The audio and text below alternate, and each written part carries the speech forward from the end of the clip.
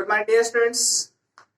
आज की क्लास में आप लोग अपने सिलेबस के बारे में जान लें कि आप लोगों को ग्रामर पोर्शन के तहत ठीक क्या क्या पढ़ना है।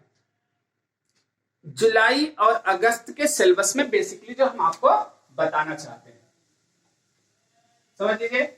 आप लोगों को ये हम हाई स्कूल का सिलेबस बता रहे हैं। हाई स्कूल में दो क्लास आपकी आती है, class 9th and class 10th, ठीक है। और हम आपको सिलेबस बताने चल रहे हैं जुलाई एंड अगस्त का। ध्यान दीजिएगा, आप लोग कंफ्यूजन मत होइएगा। इसमें क्लास 9th और क्लास 10th चूंकि एक ही प्रारूप में पेपर बनता है, इसलिए दोनों क्लास के लिए हम बता रहे हैं। जो अभी तक आपको हमने पढ़ाया है, इसमें आपको पढ़ाया गया सेंटेंस, मतलब इसमें डेफिनेशन है। सेंटेंस के काइंड्स आपको बताए गए, कितने प्रकार के हमारे सेंटेंस होते हैं, अफर्मेटिव, नेगेटिव, इंट्रोगेटिव, ये आपको पढ़ाया जा चुका है, ध्यान दीजिएगा, ठीक। इसके बाद जो आपको पढ़ाया गया है parts of speech, parts of speech. इसमें पार्ट्स ऑफ स्पीच की एक ही वीडियो में हमने आपको noun, pronoun, adjective, verb, adverb, preposition, conjunction क्या होता है, उनकी सारी डेफिनेशन को बताया है।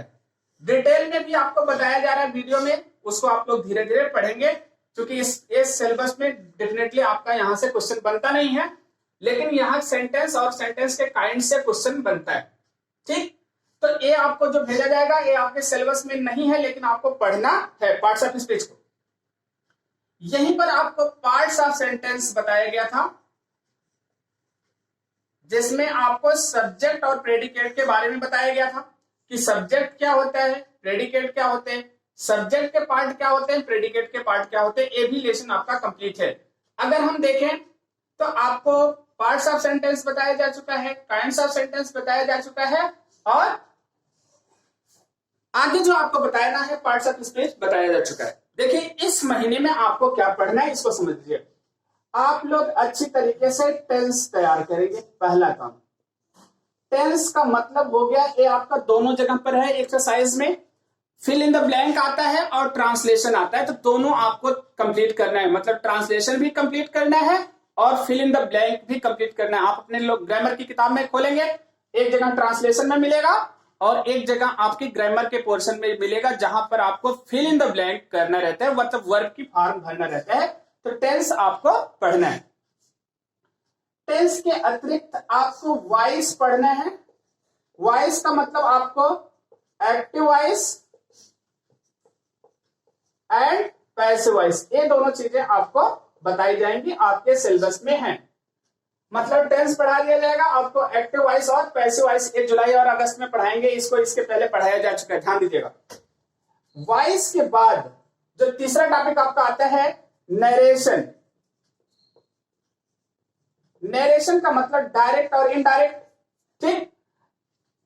डायरेक्ट से इनडायरेक्ट कैसे बनाएंगे, यही 3 लेसन आपको यहां पर पढ़ना है, जो जुलाई और अगस्त के सिलेबस में आपको टेंस, वॉइस और नरेशन पूरी तरीके से क्या कर लेना, कंप्लीट कर लेना है। अगर यहां पर प्रॉब्लम कहीं पर आती है आपको पार्ट्स ऑफ स्पीच या पार्ट्स ऑफ सेंटेंस में, इसकी एक्सरसाइज बीच बीच में भेजेंगे, उसको आप लोग कंप्लीट कर लिएगा। अगर जरूरत होगी तो फिर पूछेंगे, आप लोग उसको बताएंगे भी। नरेशन का मतलब डायरेक्ट, इनडायरेक्ट। वॉइस का मतलब active voice, passive voice. Tense आपका चल रहा है, जैसे कि आपको प्रेजेंट परफेक्ट कॉन्टिन्यूअस टेंस तक पढ़ाया भी जा चुका है, इतना आप लोग कंप्लीट कर लेंगे। मतलब present indefinite, present continuous, present perfect continuous tense, और यही इतना आपका सिलेबस जुलाई और अगस्त में है। एक पोर्शन यहां पर और हम जाते हैं जो आप लोगों से पूछा जाएगा, इसमें है आपका कंपोजिशन पोर्शन, मतलब राइटिंग स्किल जिसको कहते हैं, ठीक। इस राइटिंग स्किल के तहत जो आपको पढ़ना है वो एसे आपको बताया जाएगा, ठीक। एसे के बाद आपको लेटर बताया जाएगा, ये 2 चीजें आपको बताई जाएंगी, एसे और लेटर, ठीक। कि एसे आप कैसे लिखेंगे, लेटर कैसे लिखेंगे, ये दोनों चीजें आपको बता दिया जाएगा। बस आपका ग्रामर पोर्शन में जो जुलाई अगस्त में सिलेबस में आएगा, आपका केवल इतना ही पोर्शन आएगा। मतलब आपसे काइंड्स ऑफ सेंटेंस पूछ लिया जाएगा, जैसे अफर्मेटिव को निगेटिव बनाना, यहां पर आपको पार्ट्स ऑफ स्पीच जैसे पूछा गया, एक आध क्वेश्चन दे सकते हैं कि नाउन की डिफिनेशन, प्रोनाउन की डिफिनेशन, उसके एग्जांपल, काइंड्स लिखिए, इसको आप लोग कर सकते हैं। पार्ट्स ऑफ सेंटेंस में आपको सेंटेंस अरेंजमेंट दिया जा सकता है, जैसे 9th में मान लीजिए हम सब्जेक्ट का अरेंजमेंट दे देंगे, तो 10th में हम प्रेडिकेट का अरेंजमेंट दे देंगे, या दोनों मिक्सअप करके दे देंगे, उसको आपको क्या करना रहेगा, अरेंज करना रहेगा। तो एक टॉपिक है आपका जिसको कि आपको जुलाई और अगस्त के सिलेबस में पढ़ना है, ठीक। तो अब एसे का क्राइटेरिया आपको बांटेंगे, जिस दिन हम एसे का टॉपिक लेंगे उस दिन आपको बता देंगे कि एसे में क्या क्या लिखना है, कैसे लिखना है, कितने वर्ड में लिखना है, इसको आप लोग कंप्लीट कर लेंगे। लेटर और एप्लीकेशन कैसे लिखेंगे इसको आपको बता देंगे, ठीक है।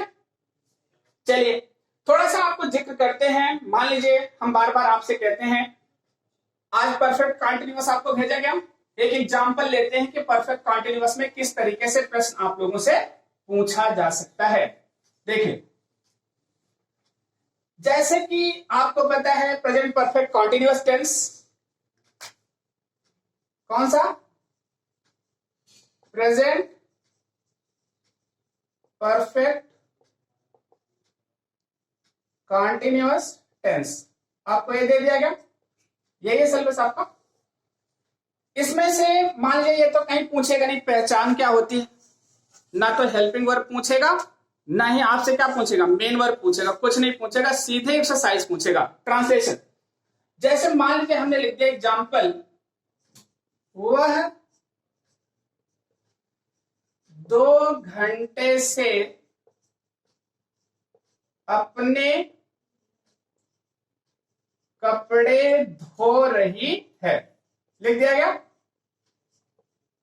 वह 2 घंटे से अपने कपड़े धो रही, एकदम सिंपल सा क्वेश्चन है भाई, बार बार आपको बताया भी गया। देखिए इसमें समय दिया गया है, करेक्ट आपको पता हो गया, और रहा है रही है, इसका मतलब कौन सा टेंस हो गया, प्रेजेंट परफेक्ट कॉन्टिन्यूअस टेंस हो गया, ठीक। अब हमको ट्रांसलेशन करना है, एक तो ट्रांसलेशन पोर्शन में आपका आ गया, धो रही है इसका मतलब सी, देखिए इज नहीं लगेगा, सी के साथ हैज लग जाएगा, इसके साथ वर्ब की कौन सी फॉर्म लग गई, सी हैज बीन, क्या हो गया, वॉशिंग क्या, clothes, she has been washing clothes.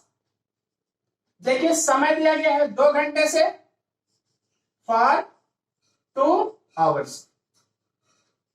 देखिए यहां समझने की क्या जरूरत है, यहां पर 2 चीजें आपसे पूछा जाता है, एक तो प्रीपोजिशन पूछ लिया जाता है, ध्यान रखिएगा, क्योंकि प्रीपोजिशन भी आपके सिलेबस में है, उसको आगे पढ़ाया जाएगा, और एक वर्ब की फॉर्म पूछ लिया जाता है, जैसे वॉशिंग और हैज में पूछ लिया जाएगा, या बीन में पूछ लिया जाएगा। जैसे आपको मैंने दे दिया एक सेंटेंस, हमने लिखा दे, इसके बाद डैश कर दिया गया, बीन राइटिंग,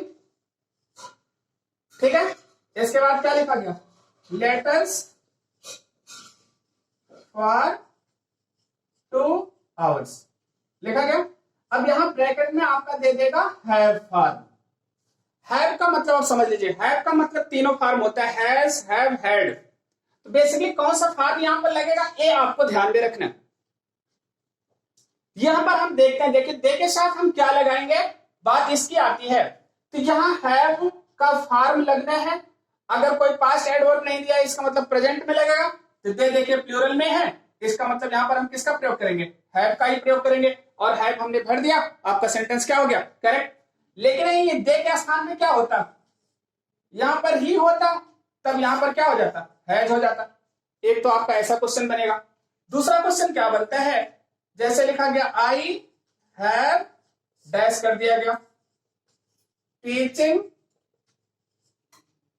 ठीक है, इसके बाद क्या कर दिया यू, यहां पर लिख दिया गया सिंस 9 o'clock लिख दिया। अब बात सिंस हमने लगा दिया, परफेक्ट मतलब क्या, पॉइंट ऑफ टाइम के लिए हमने सिंस का प्रयोग किया, यहां पर हमने इसके फिल इन द ब्लैंक के लिए इसलिए बी लगा दिया, क्या बना बी, क्योंकि परफेक्ट कंटीन्यूअस आपको भेजे, आप बता रहे हैं इससे एक्सरसाइज। अब देखिए हैव के साथ आपको पता है बी का कौन सा फॉर्म लगेगा, बी का मतलब कई क्रिया होती है, इज, एम, आर, वाज, वर, लेकिन यहां बी हैव के साथ कौन सा फॉर्म लगेगा, बीन। तो क्या हो गया, I have been teaching you since 9 o'clock।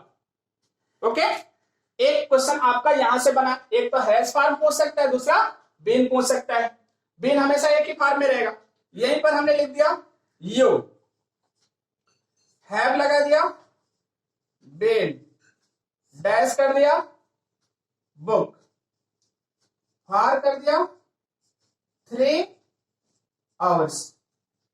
ध्यान दीजिए, अब की बार यहां पर लिख दिया रीड। ध्यान दीजिए, अब रीड भर दिया, इसका मतलब क्या करेंगे हम, हैव के साथ बीन लगाएं, हैव बीन के साथ वर्ब की आईएनजी फॉर्म लगती है, यहां रीड के स्थान पर हम किसका प्रयोग करेंगे, रीडिंग का। एक आपका ये सिलेबस हो गया।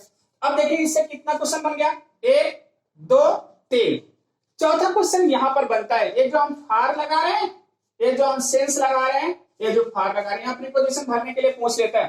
तो यहां पर 2 ही प्रीपोजिशन भरा जाता है, या सेंस या फार। तो फार किसके लिए भरा जाएगा, ध्यान दीजिएगा, पॉइंट ऑफ टाइम के लिए नहीं, पीरियड ऑफ टाइम के लिए फार, और पॉइंट ऑफ टाइम के लिए हम किसका भरेंगे, सेंस। हमेशा यहां कंफ्यूजन करने के लिए 3 प्रीपोजिशन देता है, सेंस, फार और फ्रॉम। क्योंकि सेंस का प्रयोग परफेक्ट कंटीन्यूअस टेंस को छोड़ करके अन्य टेंस में इसका प्रयोग हम करते हैं। आप लोग प्रेजेंट परफेक्ट कंटीन्यूअस टेंस की जो भी एक्सरसाइज है उसको पूछेंगे, आप लोगों को इसके बारे में क्या किया जाएगा, बताया जाएगा। Okay, thank you for this class.